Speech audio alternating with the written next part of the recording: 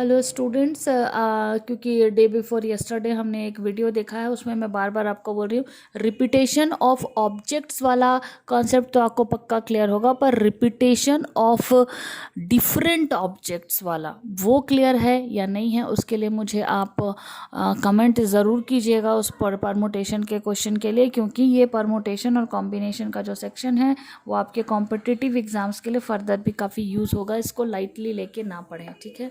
आज का जो हम यहाँ टॉपिक रख रहे हैं वो लास्ट टॉपिक है सर्कुलर परमुटेशन। जैसा इसका नाम है सर्कुलर परमुटेशन, ये जितने भी क्वेश्चंस होंगे इसके वो सर्कल के ऊपर बेस्ड होंगे या सर्कुलर सिचुएशन के ऊपर, सर्कुलर सीटिंग अरेंजमेंट के सिचुएशन के ऊपर ही बेस्ड होंगे इनके सारे क्वेश्चंस।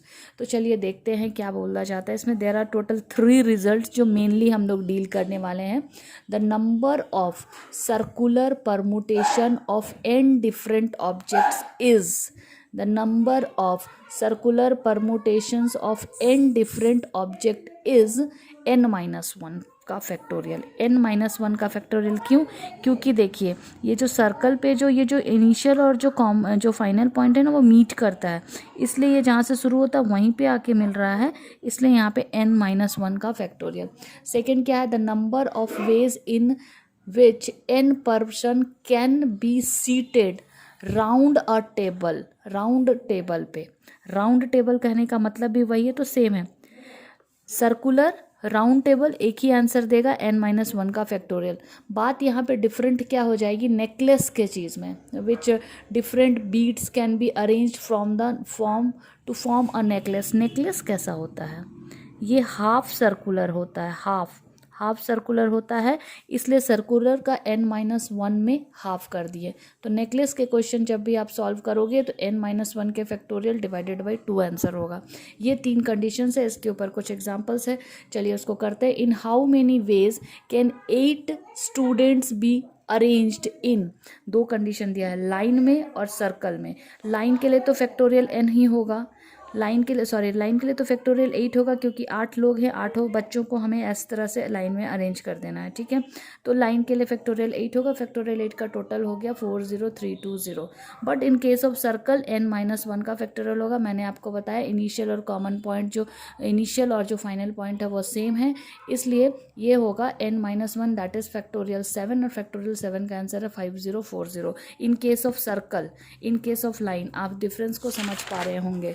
अब यहाँ चलिए सेकेंड नंबर क्वेश्चन है हमारा। In how many ways can a party of 4 men and 4 women be seated at a circular table? Table वाला क्वेश्चन भी वही होगा आपके पास। इसमें क्या आता ना, be seated so that no 2 women are seated adjacent. इसमें एक कंडीशन दिया है कि कोई 2 औरतें एक साथ नहीं बैठेंगी और ना ही कोई 2 पुरुष एक साथ बैठेंगे। तब उस केस में आप देखो यहाँ पे मैं एक सर्कल बनाती हूँ, 4 मेन हैं, 1 2 3 4। मान लीजिए हमने मेन को ऐसे बैठा दिया, फिर विमेन को भी इस तरह से बैठाया, विमेन विमेन विमेन विमेन, ठीक है। तो ये इस तरह का सिचुएशन बन रहा है, जो कह रहा है कि 2 औरतें एक साथ नहीं बैठेंगी, उनके बीच में एक मैन का होना ज़रूरी है। ये पॉसिबल सिचुएशन है। तो हम लोगों ने सबसे पहले, हमारे पास 4 मैन है, तो पहले हमने 4 मैन को बैठाया था। तो 4 मैन को हम किस तरह से बैठा रहे हैं? देखो यहाँ पे, the number of ways in which these 4 man can be seated at a circular table. Circular table है, 4 मैन है, तो n माइनस 1 वाला आएगा ना, n माइनस 1 वाला आएगा। तो फैक्टोरियल n आया, n का मतलब है 4, और 4 माइनस 1 इज फैक्टोरियल 3, तो यहाँ 6 हो गया।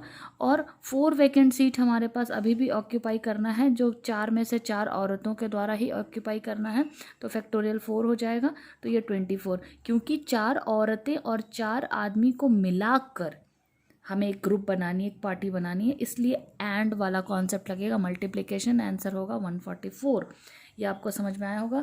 इसका मैंने रिलेटेड होमवर्क आपको पेज नंबर के साथ 316 to 319 टोटल 4 पेजेस है, और साथ ही साथ मैंने NCERT के छोटे छोटे क्वेश्चंस हैं 7.1 7.2 7.3 NCERT बुक के छोटे छोटे एक्सरसाइजेस हैं, आप उसको ज़रूर से ज़रूर कीजिए और मुझे रिस्पॉन्ड कीजिए, ठीक है।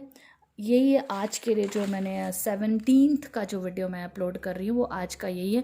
देखने में तो आपको भले ही ये 5 मिनट का वीडियो लग रहा है, पर ये 5 मिनट का ही वीडियो नहीं है, इसके कॉन्सेप्ट को आप बहुत सीरियसली लीजिए। इस पर्टिकुलर होमवर्क को आपको देना बहुत ज़रूरी है। और मैंने जैसे आपको कहा कि मैं 15 तारीख का जो वीडियो अपलोड की हूँ उसमें आपको सारी कुछ समझ में आ गए होंगे, लेकिन मुझे ऐसा लगता है कि बहुत सारे ऐसे स्टूडेंट होंगे जिनको रिपीटेशन वाला कॉन्सेप्ट में दिक्कत होगा। तो जिनको रिपीटेशन वाला कॉन्सेप्ट में दिक्कत होगा वो मुझसे पूछे, मैं बार बार इस चीज़ को बोल रही हूँ। Okay, thank you.